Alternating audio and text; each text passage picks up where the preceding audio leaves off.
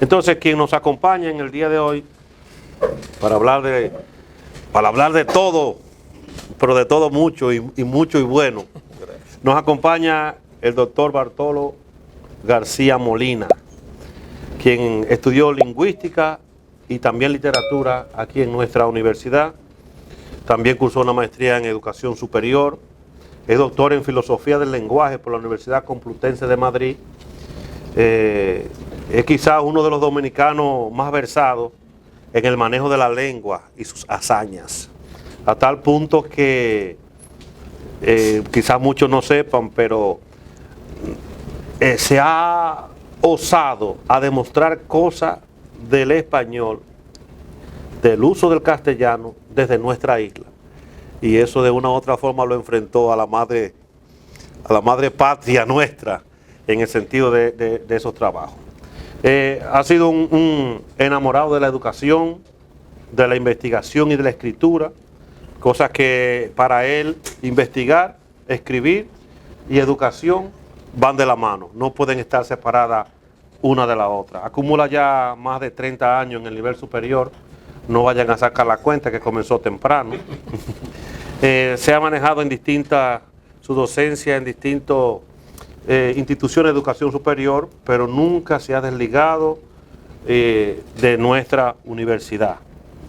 Entre sus obras resaltan Método de organización y expresión del pensamiento, Guía docente, fonética y fonología española, Competencias comunicativas, Morfosintaxis funcional del español, Ortografía inferencial y operativa, Lengua, pensamiento y educación, Lectura y construcción del conocimiento, el discurso científico, teorías y aplicaciones, y tiene varios reconocimientos. Fue reconocido por la Feria Internacional del Libro en el año 2017, recientemente recibió un reconocimiento por sus aportes a los estudios doctorales autóctonos, sobre todo los de nuestra Universidad Autónoma de Santo Domingo.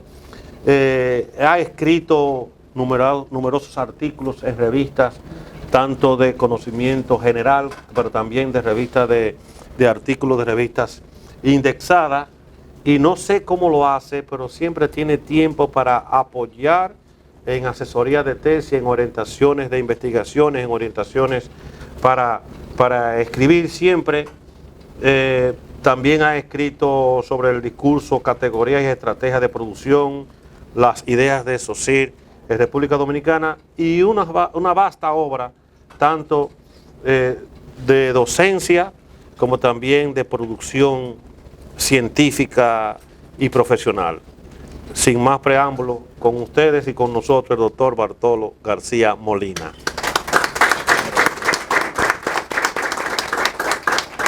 Gracias, William, por tu magnífica y original presentación.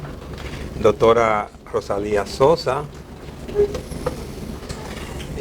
una persona que nos distingue, como ya se ha dicho, y vicerrectora de la Universidad Autónoma de Santo Domingo. Doctorante Eulogio Silverio, coordinador Habitan de este banquete. William Mejía Chala, secretario perpetuo, también doctorante. El doctor Alejandro Arbelo, también secretario perpetuo. Y yo sé que discriminar es bueno y es malo, porque las palabras se usan así, dice no discrimine, pero quien no discrimina también no hace nada, no distingue. Yo quiero hacer una excepción, dos excepciones al grupo, de saludar a un símbolo de esta universidad y de la filosofía, como Lusitania Martínez, y también, y ya que no le dije doctora, tampoco le voy a decir a Rafael Morla, gracias por estar aquí y que también nos distingue con su presencia, con su asistencia más que presencia. Cuando el doctor Arbelo me dijo que disertara, que preparara una disertación sobre el crátilo, a mí realmente titubeé, Yo pensé, ¿y no sería un lingüista hablarle a filósofo? ¿No sería como un monaguillo predicarle a un obispo o a los obispos? Pero muchas veces el punto de vista es que determina la visión del objeto, no el objeto mismo. De manera que si pensé, puedo abordar un tema filosófico y a un filósofo desde la teoría lingüística, a lo mejor tenga cierta importancia. Y como había hecho algunas lecturas apresuradas del Crátilo, sabía que ahí había una teoría del lenguaje y específicamente del signo, que es uno de los temas que más me apasionan. Porque si algo une a todo el conocimiento, a todas las disciplinas universitarias, es precisamente el signo. Todos trabajamos signo, todas las asignaturas, de manera que realmente al fin y al cabo el tema creo que fue bastante apropiado. Así que al final me he quedado cómodo con el tema y sumamente honrado de compartir un escenario tan trascendente. Normalmente quien hace la historia ni cuenta se da que eso es un momento histórico.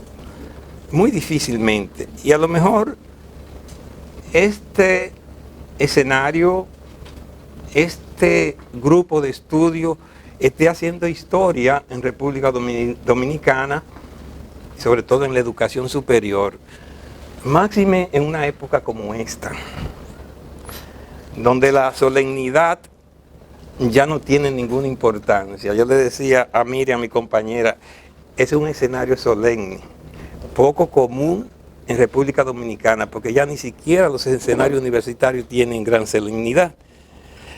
Y yo dije, me gusta porque se ha perdido eso. Comenzando con los títulos, habitan, perpetuo, que no se interrumpe el que va a exponer, que lo tratan con la solemnidad de una autoridad. Y esos son símbolos, esos son signos que gobiernan la conducta humana, que predisponen. Por eso finalmente me siento muy cómodo y creo que eso ayuda. Bueno, entrando un poco en materia, trabajo con la traducción encabezada por Julio Colange y de la editorial Gredo. Como ya sé, Gredos, deben pronunciar la S, porque después Miriam me dice, no te luce comerte tantas S. Ya sabemos que la importancia que tiene, la importancia de la traducción que tiene en estos textos, y ya el doctor Arbelo, en su, digamos, puesta en marcha de estos estudios, nos hablaba de eso. Y creo que justamente resaltaba la calidad de esta traducción. A mí me gustó mucho esa traducción. Yo me enfocaré más en esa mirada desde la teoría del signo que hay ahí. Esa teoría que en última instancia plantea un triple desafío común a los filósofos y a los lingüistas. Y es el trabajar el lenguaje tiene tres aspectos que resultan problemáticos, porque el lenguaje para mí es el órgano del pensamiento. Y por tanto todos tenemos que trabajar con el lenguaje. Desde el lenguaje se construye el pensamiento, comenzando desde las percepciones, de la conversión de la sensación en percepción, está tamizado y condicionado específicamente por la lengua que se haya desarrollado a través de esa facultad del lenguaje. Cuando yo hablo de lenguaje, no voy a hacer esa diferencia lengua, lenguaje, habla, sino que lo voy a hacer en sentido general. A veces significará lengua, a veces significará lenguaje, porque creo que dificultaría mucho. Vamos a seguir la línea del lenguaje. Pero específicamente, todo el pensamiento va a estar construido sobre la base de una lengua o varias en específico, y sobre todo del desarrollo de esa lengua y de las posibilidades que da esa lengua, porque cada lengua da posibilidades. Para Caonabo habría sido imposible con la lengua que tenía pensar como pensamos nosotros. Es más, si Alfonso el Sabio merece el título de sabio, fue precisamente por la previsión que tuvo cuando iban a expulsar a lo que llamaban moros. En el siglo XIII, 1250 y tanto, Alfonso dice, pero si estamos luchando para expulsar a los moros de aquí, entiéndase los judíos, los árabes, y ellos son que tienen el conocimiento, nuestra lengua va a empobrecer. Y ordenó formar una escuela de traductores, la escuela de Sevilla. Y él hizo el manual, el instructivo, en 5 pasos, y él intervenía en el primero y en el último, para traducir esas obras que él entendía importantes, y para forzar al castellano, lo digo con toda intención, en ese caso castellano, hoy sería para nosotros lo de lengua inaceptable llamarle castellano al español, pero en ese entonces castellano, porque era el castellano, ampliara su sintaxis, su vocabulario, porque era imposible pensar de manera muy abstracta y general desde el castellano de entonces. Eso es un buen ejemplo de que la lengua condiciona el pensamiento. Entonces, por eso mi mirada va vista ahí. Pero además, tanto filósofo como lingüista, pero más los lingüistas, trabajamos el lenguaje y la lengua como objeto también de estudio. Hacemos una mirada, reflexionamos sobre la lengua y el lenguaje. Los filósofos más sobre el lenguaje, pero la lengua no deja de ser lenguaje, sino una instancia tal vez más concreta que el lenguaje, pero es lenguaje. Por eso coincidimos, los lingüistas haciendo énfasis en la lengua y los filósofos en el lenguaje. Y es difícil entonces estudiar el mismo instrumento con que tú abordas el objeto. Y eso es un desafío desde el punto de vista epistémico tremendo que asumimos filósofos y lingüistas. Ver también el lenguaje como objeto de estudio. Pero el lenguaje también es una herramienta para los dos grupos de, no voy a decir de profesionales, lo vamos a ver como ente reflexivo, lingüista como reflexivo y filósofo como reflexivo. De manera que tiene mucho acierto ligar la filosofía y letra. De hecho, muchas veces pensé que debería haber una licenciatura letra y filosofía o filosofía y letras, porque hay una, pero está en educación, pero como así letras puras, que es estudiar letras para los soñadores, que fue mi caso, estudié letras, sin pedagogía, sin nada, letras. También pudo haber una letra, filosofía y letra, porque están demasiado integrados. De hecho, muchos problemas, muchas reflexiones sobre la lengua y el lenguaje, yo la pude hacer desde la filosofía. Tal vez por eso, como decía William, él ha sido un tanto atrevido. Aunque no tanto, porque muchas veces yo consultaba a Morla y a Alexis Viloria. Mira, voy a hacer esto. Sí, eso está bien. A posiciones atrevidas, eso tiene sentido. Pero consúltate a John Locke, a David Hume, pues para ese asunto del lenguaje. O sea, me asesoraba, porque tampoco se puede ser atrevido, pero no temerario, porque hay que respetar también a los demás. Por eso mi visión va desde ese triple hecho. Mi idea defender es que los diálogos platónicos se siembra la simiente tanto de la teoría del signo lingüístico de Ferdinand de Saussure como la visión triádica o semiótica de Peirce, de Charles Sanders Peirce. Yo creo que ahí está la simiente tanto de las dos grandes teorías que todavía tienen vigencia hoy. Mi procedimiento para hacer este estudio fue sencillo, es el mismo que yo le planteo a los estudiantes. Yo aspiro primero que demuestren que leen los textos. Segundo, que por lo menos intentaron entenderlo. Y tercero, que idealmente lo trasciendan. Una lectura que no trascienda el texto es una lectura pobre, pero si por lo menos se hace una lectura que se entienda, ya es bastante. Ahora, yo creo que el desafío es trascender el texto, y un texto se trasciende desde alguna teoría, desde alguna perspectiva. No puede ser una visión inmanente sobre el texto, porque se va a reproducir lo mismo. Tiene que haber alguna osadía, por lo menos de intentar trascenderlo con algunas explicaciones, y eso es lo que pienso hacer. En primer lugar, voy a hacer una presentación de la trascendencia del signo, porque esa es la teoría que voy a abordar y es la que nos une. Luego presentaré las líneas temáticas de estos diálogos, las grandes líneas. Creo que sería más práctico que hacer un resumen, que en definitiva se consigue en las redes, en internet, etcétera, pero la línea temática y las que más me interesa resaltar, que es la que tiene que ver con el lenguaje en sentido general y con el signo. De entrada, al hablar de signos, hay que tener pendiente, cuando yo hable de palabra, estoy hablando del signo.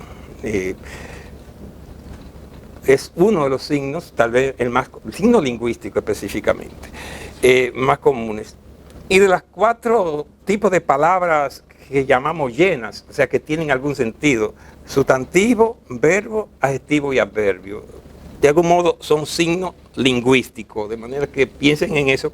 ¿Por qué le estoy llamando signo a lo que está ahí? Porque cuando hablan de onomástica, o sea, de los nombres propios, son signos.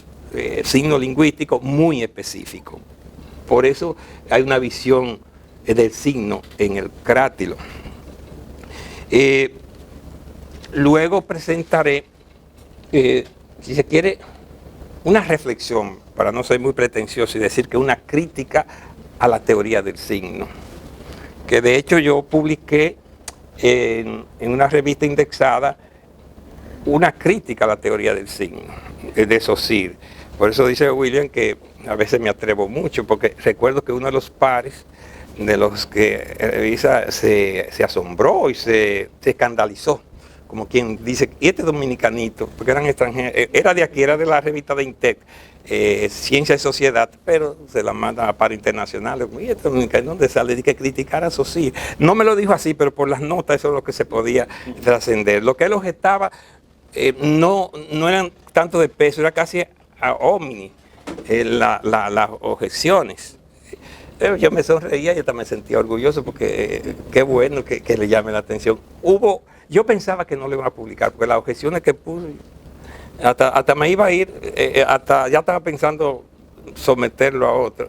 Hubo uno que hizo un comentario más o menos tibio, pero como que era atendible algunos de los argumentos que estaban ahí, porque yo sostengo que la teoría del signo de Saussure no se han entendido ni siquiera aquí en la universidad los lingüistas, en parte.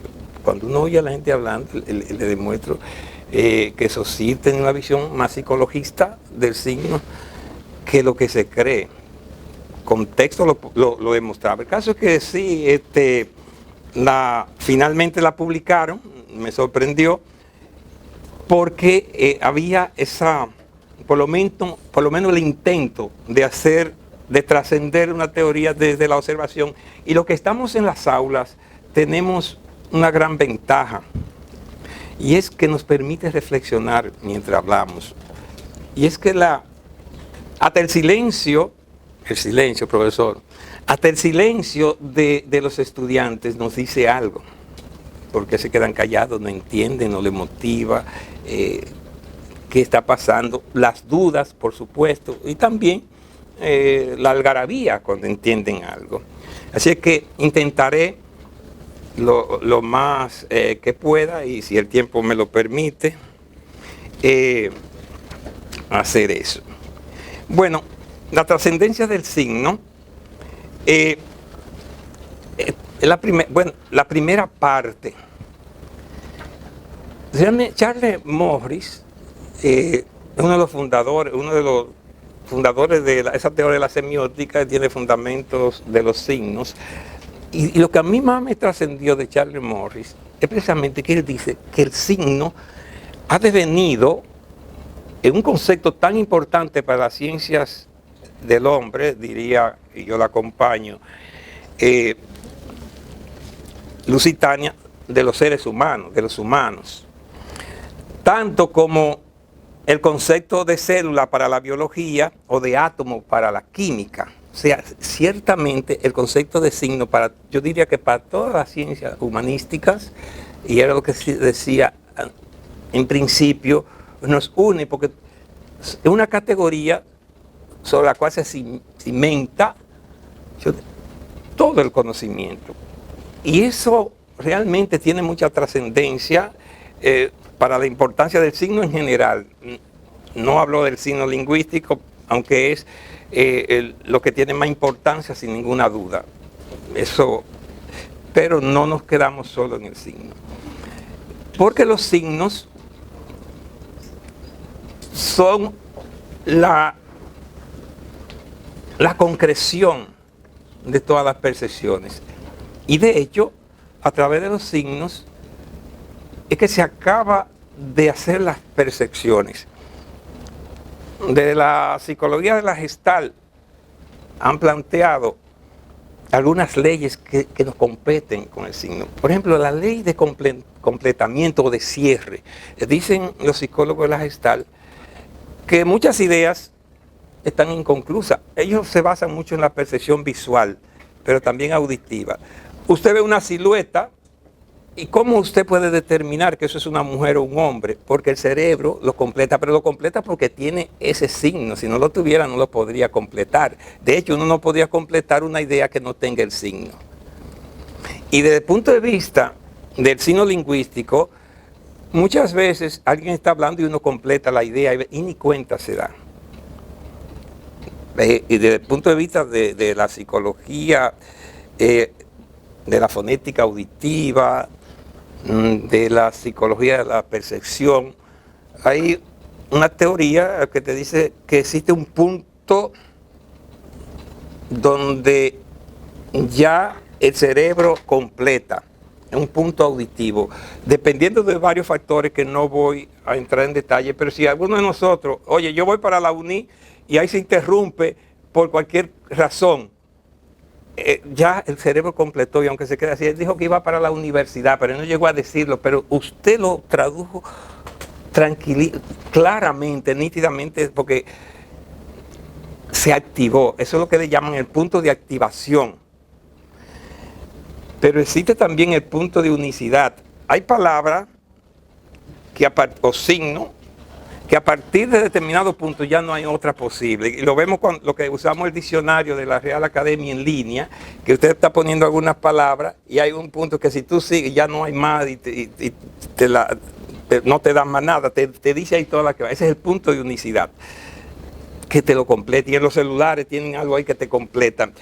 Entonces, todo eso es posible por el signo. Eso tiene que ver con la percepción, que muchas veces usted percibe cosas que no existían tan claramente, pero porque tiene los signos registrados, lo puede percibir. En otras palabras, mientras más signos lingüísticos, vocabulario tiene una gente, eso está demostrado, mucho más ese nivel de comprensión y de reflexión, porque es una herramienta. O sea que la trascendencia del signo, desde toda perspectiva, es incuestionable. Se ha escrito mucho también de la relación del signo y la cognición, de los signos en sentido general, pero más el signo lingüístico, hasta tal punto, y John Locke, es increíble que ya en el siglo XVII, él plantea incluso esa situación desde su compendio, y también lo hace, me estoy refiriendo a ensayos sobre el entendimiento humano, que dice que para cada sentido hay un tipo de sensación y de percepción, y por tanto se construye un tipo de conocimiento. Y si, ¿qué pasaría si una persona pierde los 5 sentidos de percibir? Se quedaría inconsciente no podría entender nada. Lo que quiere decir que sin signo no habría ninguna posibilidad de comprender. A mí me llamó la atención un libro que se llama, yo lo traduje, un libro de 800 páginas con traducción automática, porque no lo han traducido al español, que se llama Mujer, Fuego y Cosas Peligrosas. Es de John de Lakoff, John Lakoff. Y él le puso ese título y de ahí se desarrolló toda una línea dentro de la lingüística, que es la lingüística cognitiva, que es la última tendencia dentro de la lingüística, o la lingüística cognitiva, porque eso fue una tribu australiana. Dice, en una sola palabra, porque son lenguas sintéticas, por lo que decía, no se han desarrollado mucho, y una palabra suele decir una oración y hasta un párrafo. Mientras que una palabra decía hombre, poder, en la misma palabra que decía hombre, se refería a hombre, poder, dueño. La que se designaba mujer era la misma palabra mujer, fuego y cosas peligrosas. Y él se queda reflexionando del poder del lenguaje, cómo esa lengua permeaba el pensamiento de esa tribu.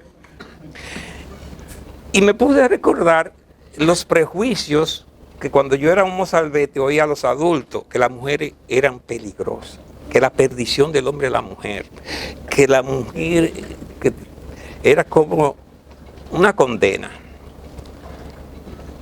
y, digamos inevitable.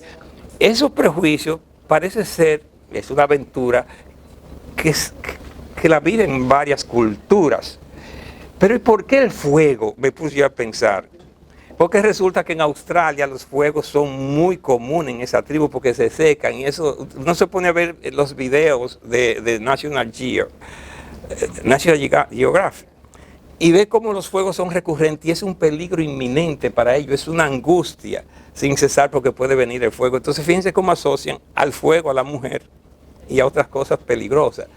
El poder de los signos, el poder de los estereotipos, el poder del lenguaje que está ahí. Por tanto, no es tan ingenuo como muchos quieren plantear. Dice, pero eso de estar cambiando las palabras. No, es que las palabras son signos y los signos son representaciones y las representaciones gobiernan la conducta humana. ¿Por qué una persona, me llamaba la atención, en Semana Santa comían carne? No se comía carne, y comer carne para mí, porque ya yo tenía eso interiorizado. Sin embargo, nos comíamos el pescado.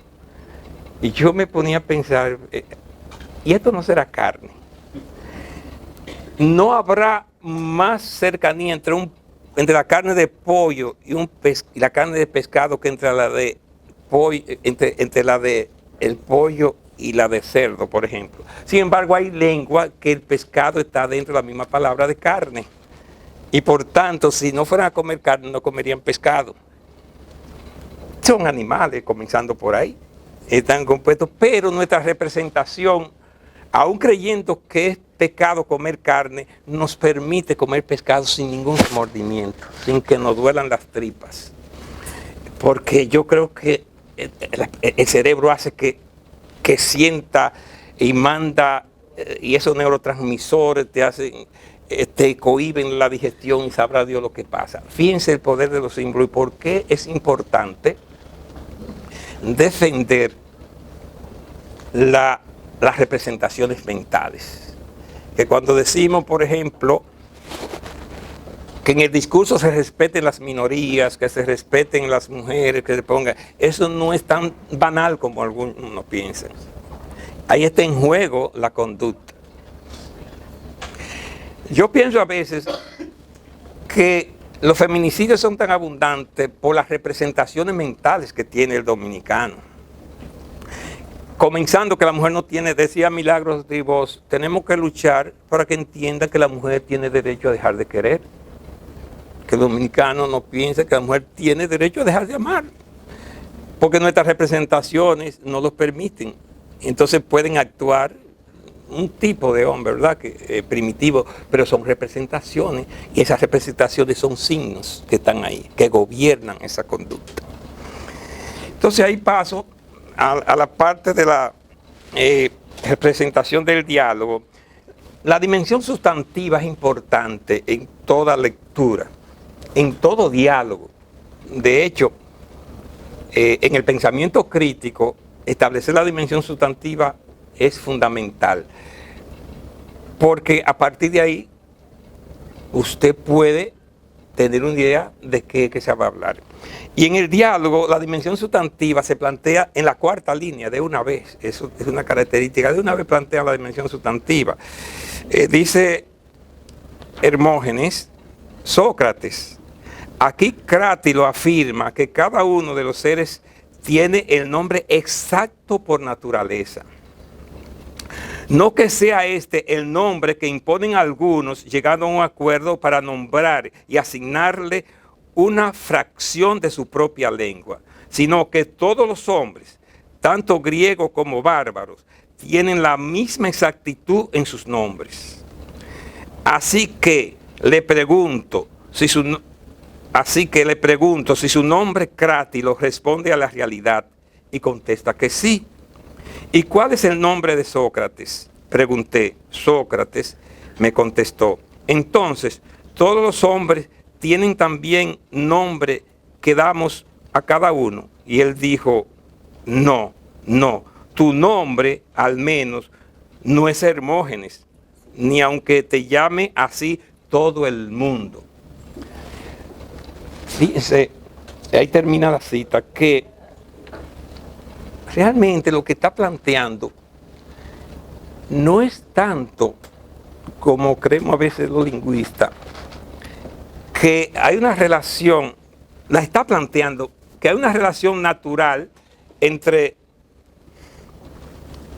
significante, objeto, desde la teoría de Peirce. Saussure no toma en cuenta el objeto, pero el objeto o referente, hacia donde va la referencia y el contenido. Entonces, él lo que está planteando es que ya está dado a priori el contenido, que ya Hermógenes tenía su contenido a priori, que no fue la realidad el que, de tanto nosotros designarle a las cosas, es libro, la realidad terminó designándose como libro, sino que ya estaba preestablecida. Y que Hermógenes, y es como para bajarle un poquito el ego a Hermógenes, dice, tú no, porque Hermes Hermes ya significa inteligente, perspicaz, y gene, que como que es de ese género, de esos genes que tú te derivas de ahí, tú no, porque tú eres torpe. O sea, tu realidad, tú como particular, no coincida con eso que ya existía, es porque tú no lo mereces. Pero el nombre Hermógenes es exacto, es que tú no lo tienes. A otras personas sí se le puede aplicar. Fue que hubo una mala aplicación del nombre. Esa es más o menos la posición de Crátilo. Hermógenes había planteado que es realmente una manera arbitraria, convencional, lo que Saussure va a llamar convencional y que nosotros los lingüistas reivindicamos, una convención. Y a veces nos preguntan, ¿cómo no sean los estudiantes en las aulas un poco ingenuos relacionándola con la convención de los partidos, pero y se reúnen? Entonces, bueno, yo dije, la convención se da desde que alguien usa una palabra, un término, hace una propuesta. Cada vez que alguien lo usa, está diciendo sí, sí, sí. Si se generaliza, ya la convención se dio, pero pueden pasar 100 años. Y puede ser que se asuma en un sector y otro no, y por eso se dan los sociolectos, o sea que se dan en capa. Hay palabras que nosotros, aunque sea instintivamente, rechazamos, que la sabemos y no la usamos, entonces le estamos diciendo no a esa convención. Iba a poner un ejemplo, pero entonces la usaría la palabra. Entonces, iba a decir que yo no uso la palabra teteo nunca. Creo que es la primera vez que la uso. Para no hacerle el favor a la convención. Me choca. Lo hemos hablado alguna vez. Me choca y tengo tal vez un sello de clase, pero no la acepto. Quiere decir que yo no estoy de acuerdo. La mayoría de ustedes no la usarían, no le harían el favor, porque las palabras van, como decía Neruda, se van cargando, rodando. Entonces las palabras se van cargando de sentido mientras ruedan y tienen su origen, tienen su sello de clase. No es un prejuicio, es por todo lo que... Y así por decir una. Por tanto, es difícil que se dé la convención, por lo menos en el sociolecto culto. Tal vez en el popular por un tiempo, porque existen los esnovismos, entran, salen, pero al final es difícil por una serie de factores que tienen que ver con el cambio lingüístico. Pero no es que las palabras no tengan su sello y se dan esos cambios. Entonces, las convenciones tienen que ver con la aceptación generalizada. O sea, con etapas que se dan hasta que se generaliza en determinados grupos sociolectales o en todos.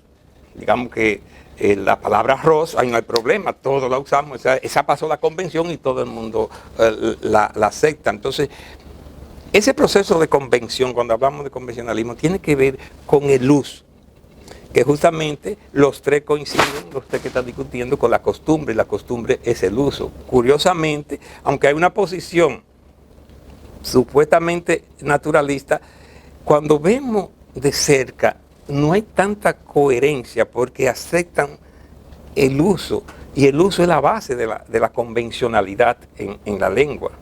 Sin uso no hay convención, pero eso lo vemos más adelante. De hecho, el Crátilo fue para mí la puerta de entrada a Platón. Lo mencionó el profesor Benavides cuando estaba hablando. Era yo estudiante de licenciatura, de grado. Y yo digo que tal vez una de las mejores formas de motivar la lectura no es ni siquiera con pedir a la gente, sino mencionarles libros, comentar de algún modo, porque lo que le interese lo van a leer. La verdad que no entendí mucho, pero lo leí. Después sé que estaba ahí, cosas, y eso tiene también su valor. No es lo mismo tú leer desde cero un texto a otro que ya tú vuelvas sobre el paso. Pero sí me quedó la impresión de ese método de diálogo, ese método tan hábil, sobre todo de Sócrates, que para mí en ese diálogo es un gran manipulador. Uno lee, pero Sócrates ahí en ese diálogo, el personaje de Sócrates, o sea, quien lo manipula por detrás, tal vez es el gran manipulador, pero ese personaje ahí los manipula a los dos, y al final a cada uno cambia de posición sin darse cuenta, y lo tira para aquí, lo tira para allá. Lo triste es que tampoco Sócrates está muy claro en su posición.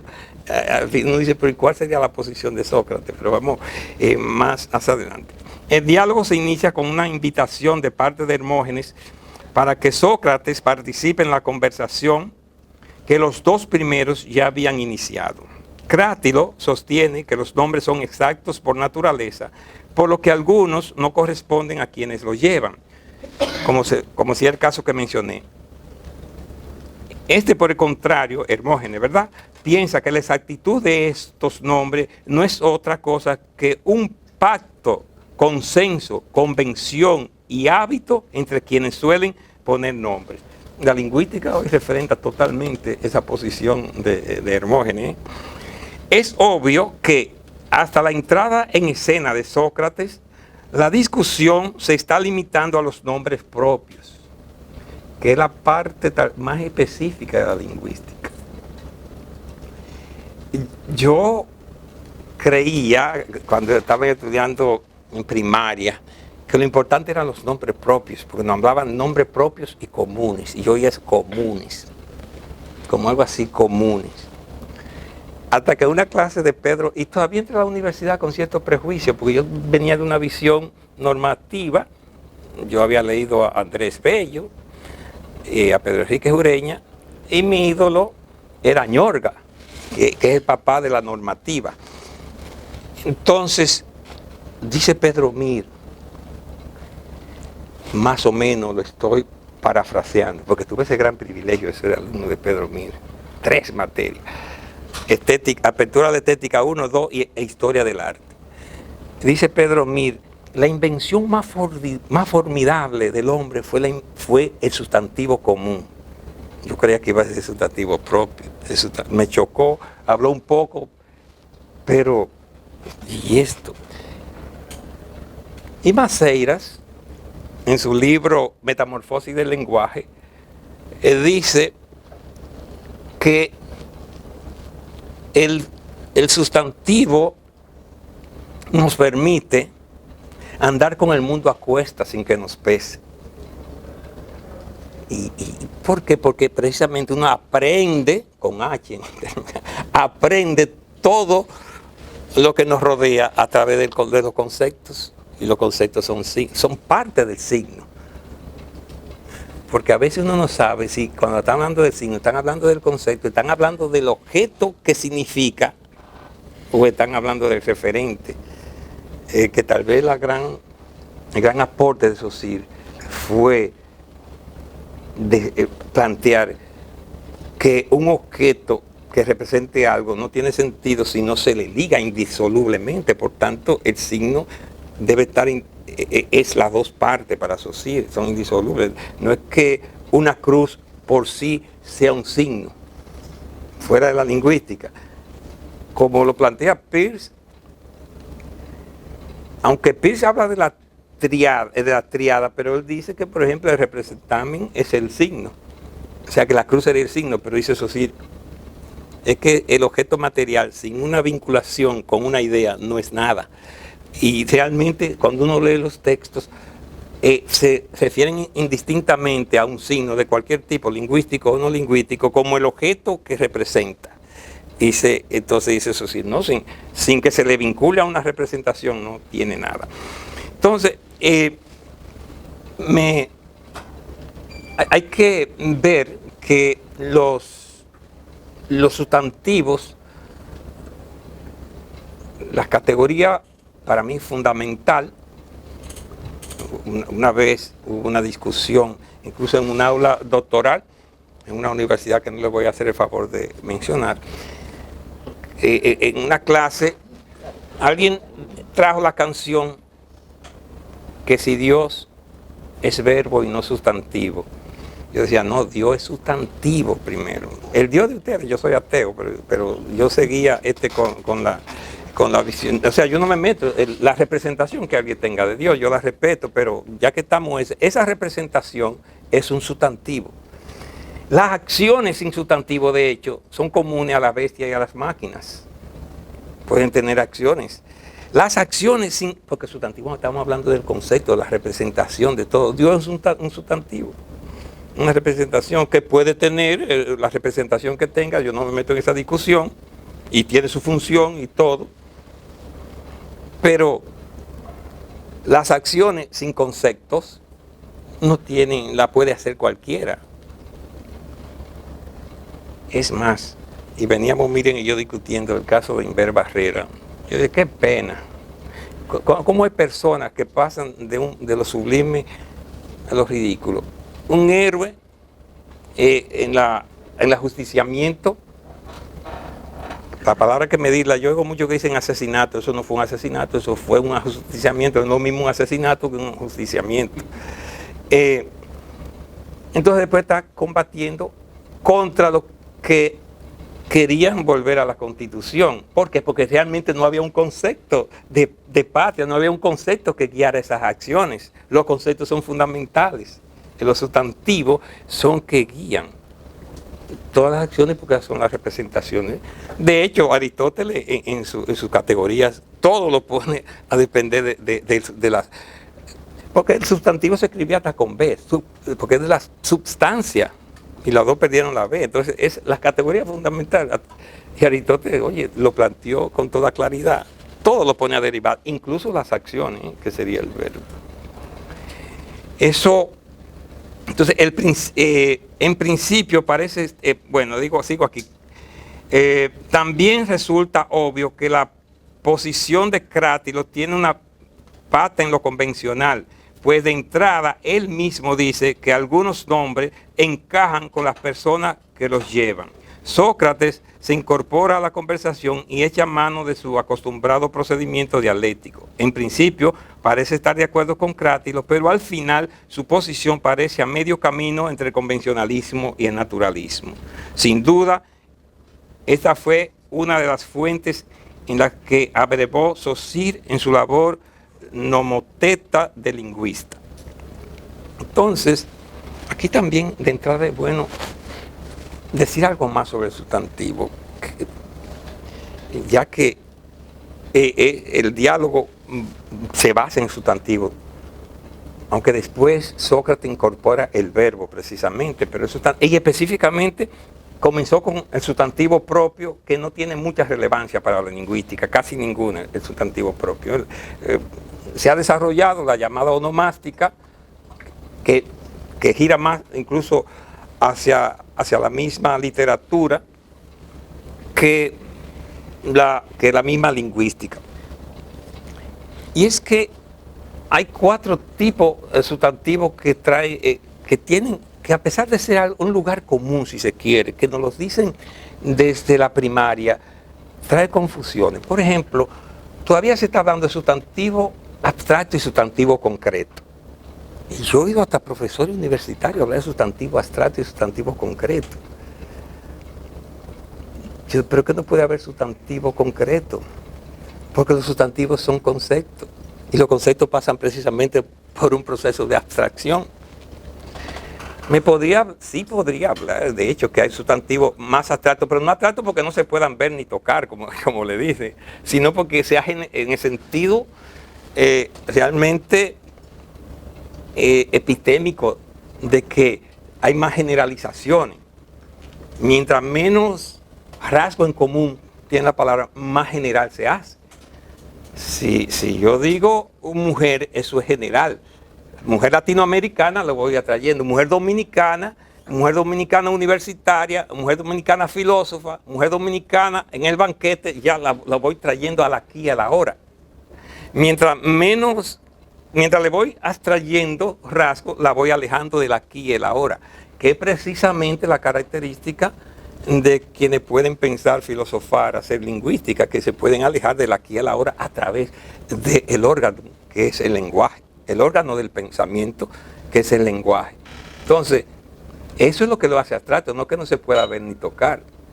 De hecho, el ejemplo clásico, perfume, digo, pues si a eso vamos, el perfume se puede, tú no lo tocarás con la mano, pero lo puedes percibir, porque eso es materia, son moléculas, está hecho de materia. Bueno, el amor, pero el amor pasa por el mismo proceso de atracción.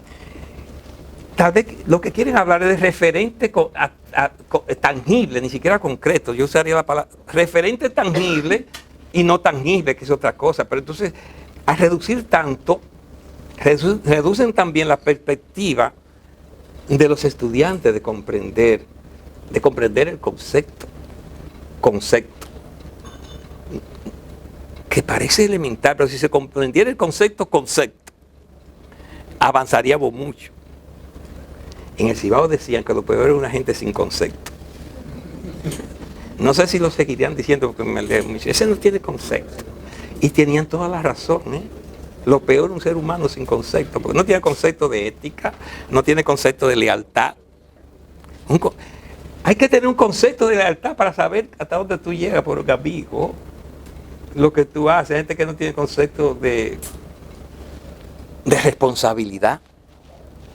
Hay gente que su concepto de responsabilidad dice, no puedo llegar tarde, y le molesta llegar tarde. Entonces, fíjense, estamos hablando de signos, yo como que me estoy entreteniendo mucho, estamos hablando de signos y cómo gobiernan eso, cómo todavía la escuela, por no tener claro esos conceptos, confunde a los estudiantes repitiendo bobadas. Los sustantivos propios y comunes, hay que entenderlo, los sustantivos propios serían un renombrar la realidad. Sería volverlo a designar, una designación. ¿Por qué? Porque los sustantivos llamados propios, que se carga la onomática, es volver a dar un nombre a los sustantivos comunes. Nosotros somos seres humanos, hombres, mujeres. Cuando decimos, le ponemos un nombre a uno de esos seres humanos, lo individualizamos, le estamos dando. Y a veces se hace necesario hasta ponerle otra reasignación para que no lo distinga, porque tú le pones, qué sé yo, le pones un nombre, vamos a poner un nombre común, Rosa. Pero resulta que hay muchas rosas, por tanto tú la has sacado de todos los seres humanos y has hecho un grupo propio, Rosa, y entonces hay que ponerle un apellido. Y a veces no es suficiente el primer apellido, hay que ponerle el segundo, que sería una tercera individualización. Mientras más lo voy haciendo más concreto, o sea que es un proceso regresivo de conceptualización. Así como un ejemplo representa una degradación del concepto, porque es traerlo al aquí a la hora, mientras que el proceso natural fue llevártelo del aquí a la hora. Y lo hacemos por la necesidad de hacerlo tangible, que a veces es tan abstracto, en el sentido que está tan lejano, que tú tienes que traerle algo cercano, que es el ejemplo, y está degradando el concepto. Pero hay un peligro, que si tú te quedas en esa degradación, a veces los estudiantes se pueden quedar ahí creyendo que lo particular es lo general. Hasta eso hay que tener cuidado a la hora de ejemplificar, porque que el ejemplo no se trague el concepto. A José Guerrero, una vez yo le dije, algunos lo conocerán, al profesor José Guerrero. Mira, José, hay un José por ahí que está teorizando y va en la línea, un José Guerrero que está teorizando y está en la línea contraria a la tuya. Y él me dice, pues me voy a poner el segundo apellido también. O sea, se va a individualizar aún más porque ya Guerrero no le era suficiente. Por tanto, el nombre propio es una manera regresiva y por eso es que digo que no tiene tanta importancia desde el punto de vista ni siquiera de la filosofía, ni desde el punto de vista de la lingüística. Entonces me voy a volar, los sujetos ya lo saben, desde el punto de vista del discurso tendríamos el Crátilo con su visión naturalista, Hermógenes con su visión convencionalista, Sócrates que oscila entre las dos, y hay unas voces invitadas, o sea, que no están ahí pero están invitadas, que sería Pródico, Protágoras, Heráclito, Parménides. Y la estrategia ya sabemos que es la mayéutica, llevarlo a ellos al punto que él quiere. La línea temática, y no la voy a desglosar porque ya me entretuve mucho, sería la convencionalista de los nombres propios, o sea, toda una disquisición, más que una discusión sobre los nombres propios, poniendo como los dioses ponen los nombres, porque hay una teoría subyacente, que el que pone los nombres es un ente superior divino que no se equivoca, que ya si puso que esto significa eso es divino, que no cualquiera puede entonces nombrar, y va perfilando entonces una visión de élite en eso, en esa línea onomástica. Y ahí hay muchos ejemplos de los dioses, de los héroes, de las virtudes, etc.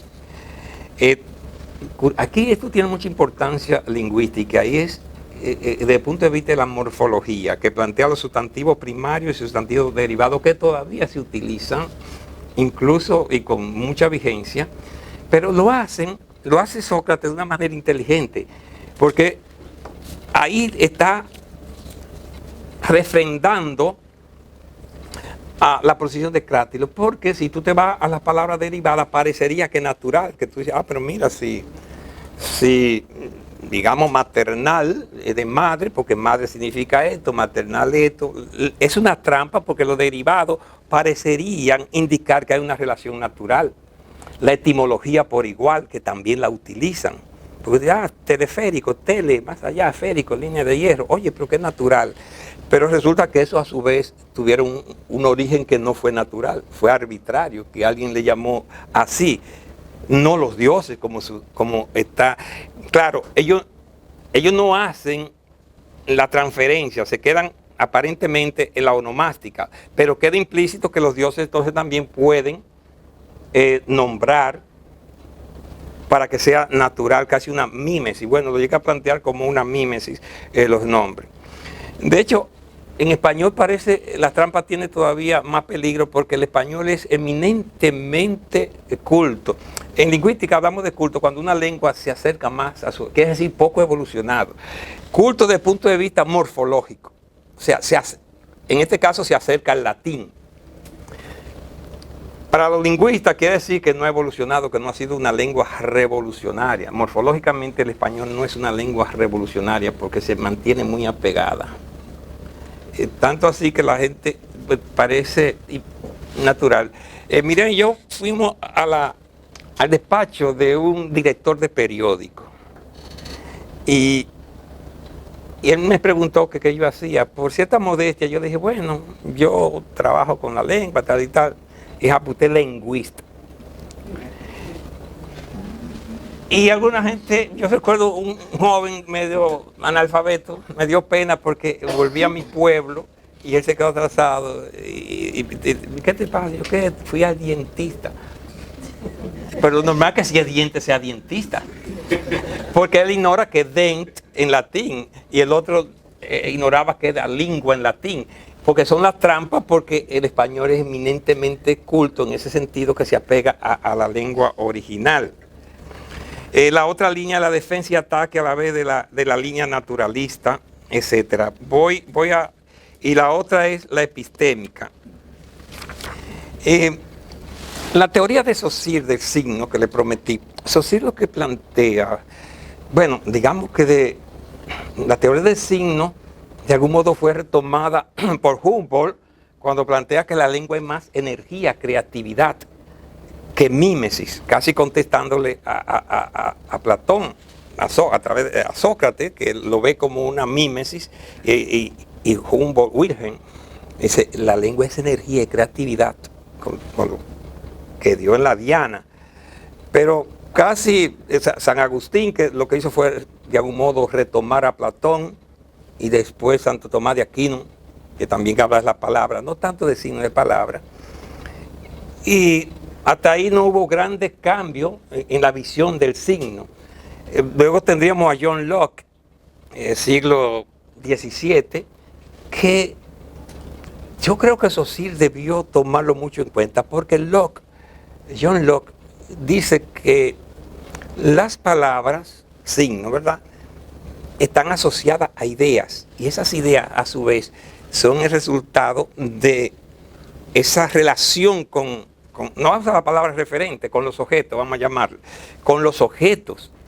Y justamente por ahí anda la teoría de eso. Sí, tal vez el cambio más revolucionario que hemos ignorado mucho los lingüistas, porque justamente tal vez no estuvimos tan vinculados a la filosofía, y por eso decía al principio que hay una relación mucho más estrecha de lo que uno sospecha entre la lingüística y la filosofía, porque si se estudia, fíjense, los filósofos han reflexionado mucho sobre el signo, aunque no le llamen así. Cuando reflexionan sobre la palabra, están reflexionando sobre el signo.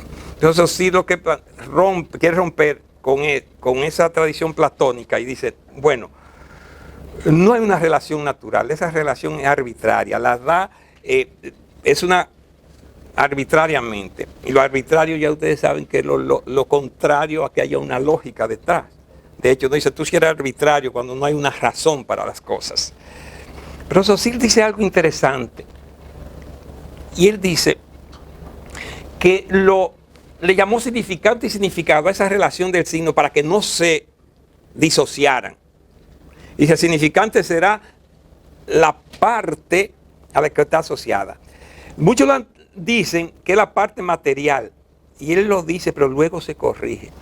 Porque dice, el significante no es el sonido, y ahí yo me quedaba perplejo ya, si no entendí que el sonido no es el significante. Eso sí dice, el significante es la huella psíquica que queda del sonido. ¿Y qué es esa huella psíquica? Lo que llaman fonema, la representación que te queda. Yo pasé un momento un poco tenso con una profesora que decía, y cuando veníamos, y entonces cuando íbamos a la tercera, yo dice, y cuando estábamos, digo yo, estábamos, sí, cuando estábamos. Y porque es la huella que ella tiene. Y vuelve y dice, pero yo no sé cómo fue en tu despacho, ¿Cómo vinieron todo eso? Entonces siguió y dice, bueno, entonces estábamos, cuando trabajábamos en tal cosa, cuando trabajábamos. Sí, cuando trabajábamos. Y a la tercera me dice, profesor, ¿y qué es lo que a usted le está pasando? Póngame atención. Yo no seguí. ¿Por qué? Porque la huella que ella tiene es esa. Hay gente que tú lo corriges, pero una vez tú dices, un estudiante dice buenas tardes, tú oyes buenas tardes o buenas tardes porque es la huella que tú tienes. Si otro tiene buena tarde, oye buena tarde, y si lo escribe. Y tú lo corriges, bueno, buenas tardes, porque es la huella. Saussure dice que ese es lo que le va a llamar significante, es la parte material, pero es más lo que se va construyendo, porque los significantes se van construyendo en la práctica. Fíjense que una vez los métodos de enseñanza de lenguas extranjeras te hacían repetir, y eso está muy bien. Repeat after me, o repetez, s'il vous plaît, dependiente ponían, para que tú creara, fueron lingüistas, para que tú creara esa huella psíquica, para que desarrollara los movimientos articulatorios necesarios. De manera que para Saussure no es el sonido el significante. Yo digo, sí, mi teoría, mi visión, y ahí venía mi corrección, es que Saussure vacila, pero él está diciendo que realmente el significante tiene dos caras también. Tiene una cara material que es el sonido que varía, es volátil, tanto así que si yo le he pronunciado a los estudiantes, he hecho ejercicio hasta en doctorado, de palabras rebuscadas para que me tomen un dictado y ponen cualquier cosa, porque no tienen esa huella. En San Francisco yo recuerdo este ejemplo que yo dije, se quedó impertérrito, dice, se le quedó el perrito, porque eso es lo que tenían en su mente. Nadie puso impertérrito, porque no, y la gente dice, porque tú captas los sonidos con la huella que ya tiene. No existe a priori, tú tienes que ir construyendo. Y toda la percepción en general, toda la percepción, hay que crear primero esa representación. Para tú poder oír bien, tienes que tener ya esa representación. Por tanto, mi corrección es que Saussure realmente está planteando dos caras, no solamente que el signo es diádico, tal vez tetrádico, porque el significante tiene, bueno, él no pudo, fue un tanto ahí vacilante, subjetivo en cuanto a que no planteó lo mismo para el significado, que tiene dos caras, pero él vacila, pero sí da pie, porque insiste que es psíquico, o sea, mental, lo que quería decir, que es una representación mental, que en lo que estudian lingüística dice, bueno, eso lo estudia la fonología, que es la representación que uno tiene, y la fonética son los sonidos reales. Todos los fonemas tienen miles de pronunciación. Es difícil que nosotros pronunciemos la misma S, muy difícil. Son miles de S, pero mentalmente hay una representación solo de la S que nos permite, muchacho, mutato. Ah, ya no, cuando ya llega la T, ya se salió de ahí, se fue a otra representación. Entonces, esa es la huella psíquica de Saussure. Y también me voy a volar a los otros teóricos como Hienslev, que quiso correr a Saussure. Y Saussure plantea entonces que el significado sería el concepto, la construcción, pero se le olvidó decir que ese significado también se construye en la práctica social. Que muchas personas no tienen, la mayoría de las palabras que ustedes tienen que son signos, no la buscaron en diccionarios, la construyeron en la intercomunicación, a partir de las designaciones. Por tanto, el significado también se construye a partir de la realidad. El significado hay que verlo como una referencia al mundo objetivo. Peirce, que aunque fue un poco antes de Saussure, creo que Saussure no lo copió, porque estuve buscando, y Peirce fue 2 veces a Francia, pero no, Saussure no asistió, ni se enteró, convivieron. Peirce le llevaba unos 14 años. Y Saussure no vino a América, ni leía, o sea que no creo que se haya enterado. Además, ustedes saben que Peirce era un desorganizado. Él escribió como 80.000 páginas, pero casi no publicaba, y lo que publicaba no era de lingüística, él era trabajo en un instituto de geodésica. Y después de su muerte, que organizaron todo eso, todas esas hojas que dejó, paquetes de hojas. Entonces no creo que la haya copiado. Pero Peirce ya había planteado que el signo en general tiene un objeto que le llamó representamen. Pero después él mismo va a decir que ese objeto es el signo. Digo, un objeto no material, digamos, un objeto que representa, el representamen, que sería el signo. Un objeto material, el mundo material, y algo muy importante, que es un interpretante. Yo dije, bueno, cuando estaba leyendo, parece que Peirce corrigió a Saussure y puso al sujeto, porque Saussure anula al sujeto que construye el signo, pero Peirce también. Fíjese, el signo no hay un sujeto que lo construye en ninguno de los dos, pero ese interpretante no es un ser humano. Ese interpretante es precisamente el concepto, la representación.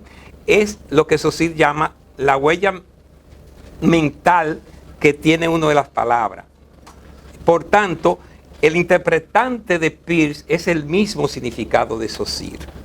Por tanto, ambos anulan al sujeto en la construcción sígnica, en el proceso de semiosis, que no se puede dar sin los seres humanos a través del lenguaje. Ambas teorías lo anulan.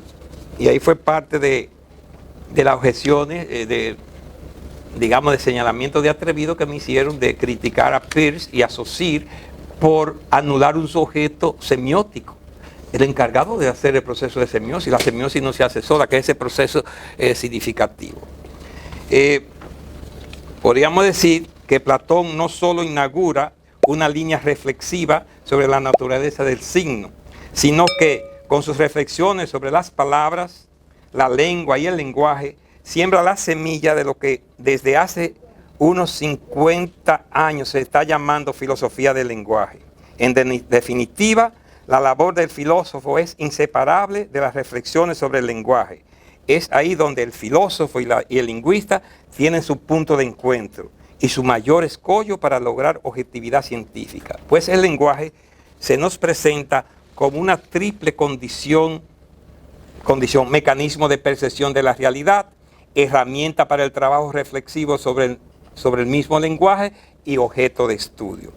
Como muy bien dice Julio Colange, la dialéctica de lo pensado acaba objetivándose en la lógica de lo expresado. Muchas gracias.